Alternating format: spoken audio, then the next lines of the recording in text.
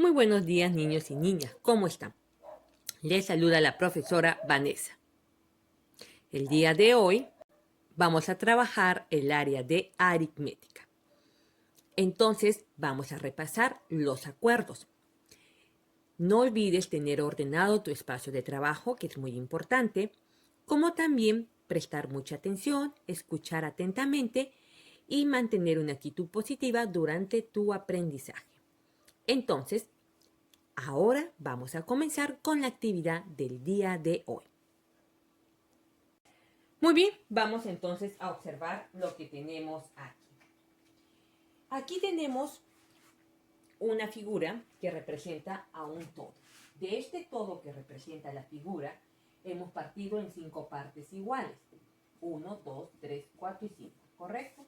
Entonces vamos a expresarlo en fracción.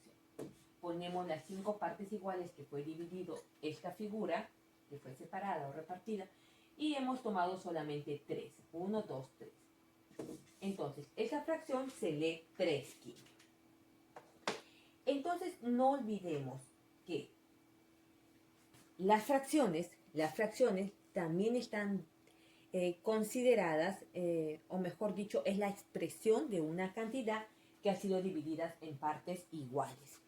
Pero además, cuando hablamos de los números racionales, ¿ya? Cuando estamos hablando de los números racionales, ¿nos estamos refiriendo a las fracciones? Sí, así es, nos estamos refiriendo a las fracciones. ¿Por qué? No olvides que los números racionales son aquellos números susceptibles de ser expresados como una fracción. Es decir, estos números han sido expresados como una fracción. ¿Qué quiere decir eso? Que está expresado como el cociente de dos números enteros. Y la palabra racional viene de razón. Y cuando hablamos de razón en la matemática, cuando estamos hablando de razón en la matemática, nos estamos refiriendo a la proporción o al cociente. Es decir, nos referimos a la proporción, o en este caso, a un cociente. Y por eso decimos nuevamente, repito, que los números racionales son aquellos susceptibles de ser expresados como fracción, y es lo que observamos en esta gráfica. Ahora vamos a ver que del tema de fracciones es importante saber cómo se lee una fracción, y es lo que vamos a mirar a continuación.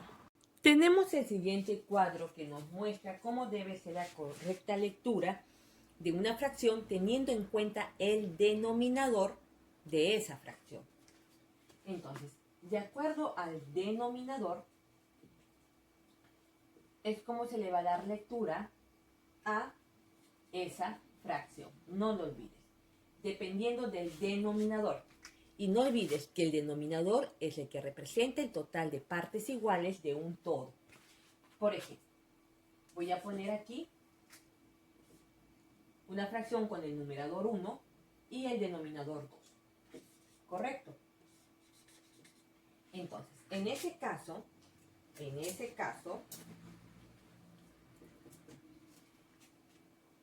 al usar el denominador 2, la fracción se lee 1/2. ¿Correcto? 1/2.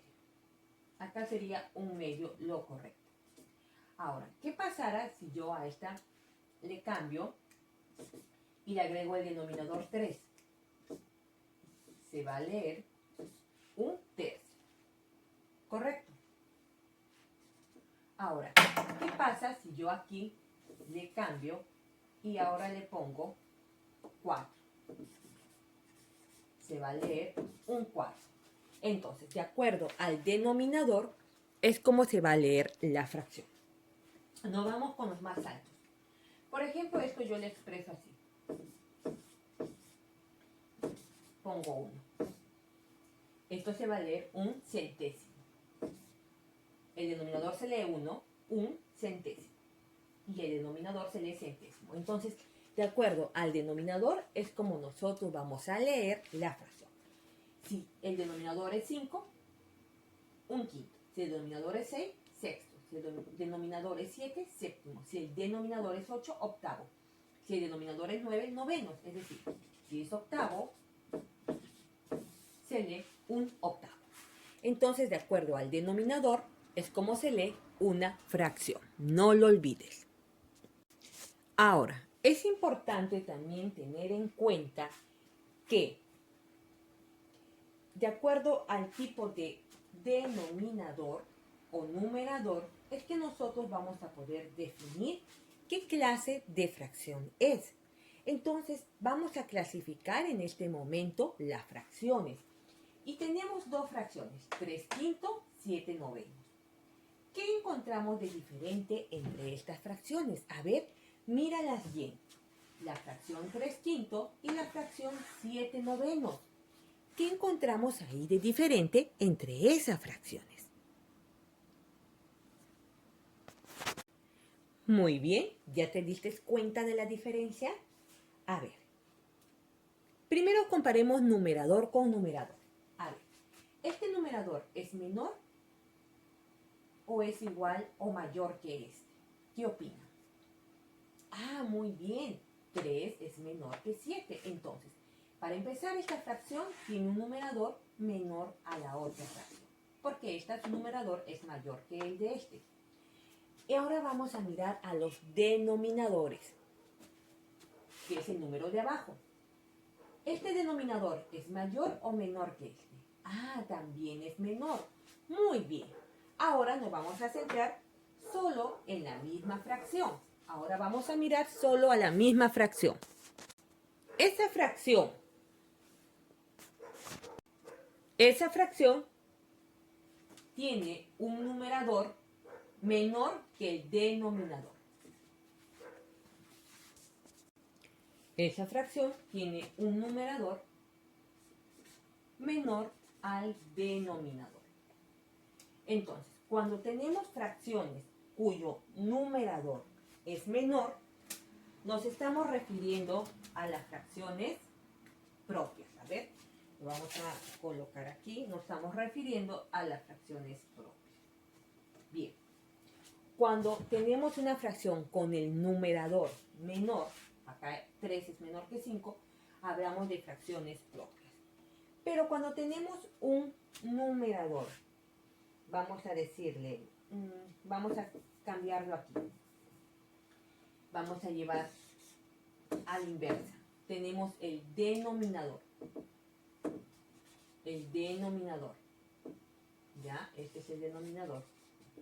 Tenemos un denominador menor al numerador, ¿ya? Al numerador, nos estamos refiriendo a las fracciones impropias. Exactamente, nos referimos a las fracciones impropias. Así es. Entonces, las fracciones propias son aquellas con el numerador menor al denominador, mientras que las impropias es al revés. El numerador es mayor que el denominador. ¿Y cuando hablamos de fracciones homogéneas o heterogéneas? Vamos a ver a continuación. Cuando hablamos de fracciones homogéneas, nos estamos refiriendo a aquellas que tienen el mismo denominador, es decir, denominadores iguales. Ahí estamos hablando de fracciones homogéneas, ¿correcto? La que te acabo de mostrar en el cartel. Ahí estamos hablando de fracciones homogéneas. Lo vamos a colocar aquí. Estas que tienen denominadores iguales son homogéneas. Las que tienen los denominadores diferentes se les dice fracciones heterogéneas. Las que tienen denominadores diferentes son fracciones heterogéneas. Es importante identificar la clase de fracción con la que vas a trabajar, porque esto te ayuda también a comprender mejor el tipo de ejercicio que puedes resolver de acuerdo a la clase de fracción que se te presenta. Pero también tenemos otras fracciones que no son menos importantes, como las fracciones decimales. Y las fracciones decimales, sus denominadores siempre van a estar representados por 10, por 100 o en algunos casos puede estar representado por 1000. ¿Y por qué decimos fracciones decimales? Es cuando el denominador es una potencia de base 10. Es decir, el denominador, que es este de aquí, ya es una potencia de base 10. Entonces ahí estamos hablando de fracciones décimas. Y si tú divides 7 entre 10, también vas a obtener un cociente decimal. Por ejemplo, vamos a dividir 7 entre 10. Todos sabemos que el dividendo, que es 7, tiene que ser mayor que el divisor, que es 10. Pero cuando no lo puedo dividir porque este es menor que el divisor, entonces agrego aquí un 0 para aumentar la cantidad del dividendo, pero aumento también en el cociente otro 0 y la coma decimal. Y digo 70 entre 10. Ahora lo puedo dividir porque ya el dividendo se volvió mayor que el divisor. Pero ¿qué número multiplicado por 10 voy a obtener 70? Vamos a buscar. 7 por 10. 7 por 10 te da 70.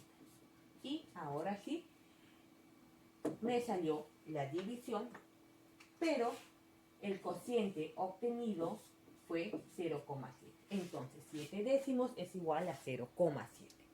Y esa es otra característica que presentan también las fracciones decimales. Entonces, no olvides que una fracción decimal es aquella donde el denominador es una potencia de base 10. Vamos a ver un ejemplo para practicar. Vamos a ver entonces la siguiente gráfica. Tenemos un todo que está dividido en 1, 2, 3, 4, 5, 6, 7 en 8 partes iguales. Nos piden la fracción que corresponde, es decir, tengo que escribir la fracción que está representando la gráfica.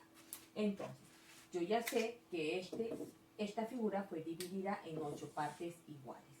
No olvides que el total de partes iguales en que fue fraccionada, en este caso la figura, viene a ser el denominador. ¿Cuántas partes se tomaron de las 8? Solamente 3. Y eso es lo que representa al numerador. Por eso nunca te olvides, las partes de una fracción son numerador y denominador. Muy bien. Eso viene a ser correcto. Ya hemos entonces representado. Entonces, esta fracción equivale a 3 octavos. Y eso lo vas a poder ubicar en la página 13 de tu libro. Luego nos dicen que hay que convertir cada fracción impropia a un número entero. Vamos a ver entonces de qué se trata. Muy bien, lo que nos piden ahora es transformar una fracción impropia a un número entero. Entonces, para poder transformar una fracción impropia a un número entero, debemos entender nosotros que la fracción impropia se define como aquella que el numerador es mayor que el denominador. Numerador mayor que denominador. Por eso se le dice impropia. Ahora vamos a transformarlo a un número entero, ¿correcto? Entonces, para poder convertirlo en número entero, ¿no? Porque hay algunas fracciones que se pueden convertir a mixtas y otras en entero. Entonces, tenemos que observar que el número superior de la fracción, que en este caso es el numerador viene a ser el número superior de la fracción, entonces, ¿ya? Sea igual o mayor al número inferior de tu fracción. Sea igual o mayor al número inferior, que viene a ser el denominador. ¿Correcto? Eso es importante. Ahora, si el número es mayor al número inferior, vamos a comprobar que el número superior sea, es decir, el numerador sea el múltiplo del número inferior. ¿Ya? Entonces, esto lo podemos nosotros comprobar a través de un de una división, ¿no? Por ejemplo, si yo divido 15 entre 3, si yo al dividir me resulta algún resto, es decir, algún residuo, entonces no puedo colocar un número entero, ¿correcto? No puedo colocar un número entero porque nos queda un resto. Es decir, que si yo divido 15 entre 3, ¿qué número multiplicado por 3 me da 15? Muy bien, 5. 5 por 3, 15. ¿Me quedó algún resto o residuo? No, es exacto. Entonces, en este caso, sí puedo colocar al cociente, porque he obtenido un cociente exacto, entero, por eso ahí está el número entero. Muy bien. Y a su vez, 15 si viene a ser un múltiplo de 3. ¿Por qué? Porque en la tabla del 3, cuando vamos multiplicando 3 por 1, 3 por 2, 3 por 3, 3 por 4, 3 por 5, vamos obteniendo diversos resultados. Y entre ellos encontramos a 15. Por lo tanto, 15 viene a ser un múltiplo de 3. Vamos entonces a desarrollar el otro ejercicio. Muy bien. Ahora, si observamos, 40 es mayor que 5, por lo tanto es impropia porque el numerador es mayor que el denominador. ¿Correcto? Ahora, si yo me quedo observando, ¿puedo comprobar que el numerador es múltiplo de 5? Sí lo es, porque en la tabla del 5 encontramos cantidades como 30, 35, 40. Entonces, en la tabla del 5 encontramos al número 40 formando parte como múltiplo de 5. Pero si nosotros dividimos, también tenemos que ver que no quede ningún residuo. Entonces, si yo divido 40 entre 5, el número multiplicado por 5 me da 40 exacto, 8, ¿verdad? 8 por 5, 40. ¿Me quedó algún residuo? No. Por lo tanto, como no me queda ningún residuo, entonces el cociente viene a ser ese número entero en la cual la fracción impropia ha sido convertida. Solo obtengo un número entero siempre y cuando no me quede ningún tipo de residuo o resto. Y siempre y cuando yo observe que este número superior, que es el numerador, sea también un múltiplo del denominador. Entonces, de esa manera convertimos de fracción propia a número entero. Ahora, si me sobrara un residuo, por ejemplo, me sobrara 1, entonces yo ya no lo puedo convertir a número entero. En este caso, cuando me sobra un residuo, lo que sí puedo convertir a la fracción propia es en mixto, en una fracción o en un valor mixto, ¿correcto? Porque me quedó un residuo. Pero esto lo vamos a ver más adelante. Por ahora estamos convirtiendo la fracción propia a número entero, entonces cuando divido no debe quedarme ningún tipo de residuo. Muy bien. Entonces, vamos ahora a ver un ejemplo más. Ahora nos piden seguir representando o convirtiendo una fracción impropia a número entero. No olvides que el número superior tiene que ser un múltiplo del denominador o al momento de dividir no debe quedarme ningún tipo de residuo. Además, que el denominador está comprendido dentro del numerador, claro, ¿no? Es como decir que 12 está 144 veces comprendido en el numerador. Pero yo quiero comprobar que eso es verdad. Voy a dividir y busco un número multiplicado por 12, me dé 144, es el mismo 12, ¿verdad? 12 por 12, 144. ¿Me quedó algún residuo? No. Por lo tanto, lo he podido convertir a un número entero. No lo olvides. Ahora me pide graficar. Entonces, para yo poder graficar, tengo que tener en cuenta el total de partes en que este dibujo va a ser dividido. En 8 partes. El denominador te dice en cuántas partes va a ser dividida una gráfica. Bien, ya tengo las 8 partes. De las 8 partes, solamente voy a tomar 3. Y eso es lo que representa esta fracción. De la misma manera, vas a trabajar con la otra fracción que te plantean en tu libro. Muy bien, de esta manera hemos trabajado lo que son fracciones, cómo se lee una fracción, la clasificación de las fracciones y cómo convertir una fracción propia a número entero. Entonces, no lo olvide, tenemos fracciones propias, impropias, homogéneas, heterogéneas y las decimales, ¿no? Acuérdate que las decimales son aquellas cuyo denominador es una potencia de base 10. Pero, ¿qué ocurre cuando tengo fracciones como las que están en este momento expresadas en este cuadro? Que el numerador, ¿no?, es igual al denominador. Entonces, este tipo de fracciones se les llama fracciones de iguales a la unidad. Es decir, son aquellas fracciones que tienen el numerador y el denominador iguales. Y ese también es otra clasificación de fracciones importante que no debes olvidar. El resto de actividades lo vas a trabajar en tu cuaderno, por eso es importante que revises la plataforma hasta la próxima clase.